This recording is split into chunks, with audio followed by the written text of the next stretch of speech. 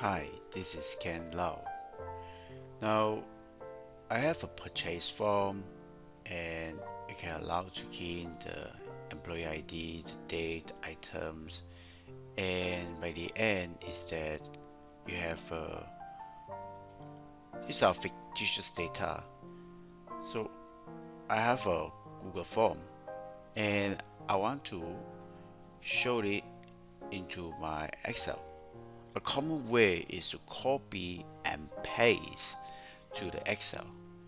However, you can actually do something like that.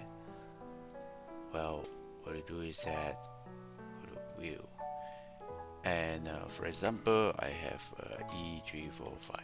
Okay, employee IDs and the date that I purchased is just 23rd, and maybe MP3 player is over here 109. Okay, and then I submit, and these were responded to here one item, and given some time they will actually load it into this, and all I need is just right click and refresh. So look at that, it's just loaded. So but how do we do that? Well, first you need to go back to this here, go to file, click share, and then choose publish to web. When you do that, you click here, choose the form response, wizard response, and then click the CSV and copy this one here.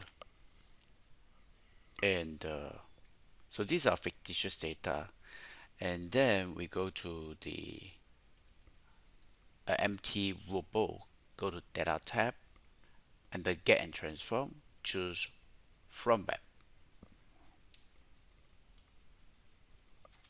paste it here, click OK, click transform,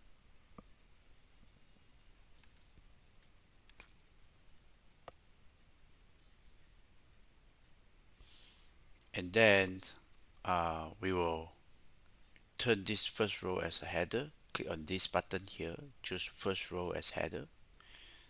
So when you're done this, you go to close, close and load. It will now load it into a new worksheet, and there you are. See, this is the new one.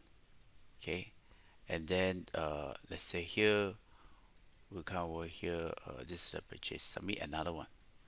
You just submit another one, so E3456, the date, submit 30, and item another MP3 player red, and then here 236, submit, and it should reflect in the here. You can see that it's right here, and I don't want to copy it to copy and paste. All I need is just open the file, right click and refresh. Look at that. In fact, right click refresh is not even needed, because you can also set to have the refresh connection property. You can refresh it every 60 minutes, or you can always refresh the data when you open the file. So when you come to month end, you open the file, the Excel Power Query will actually help you to refresh the data. So without you clicking, right click and click on it, right click, you don't need to do that. So I hope that this is useful to you. God bless you. God bless Asia.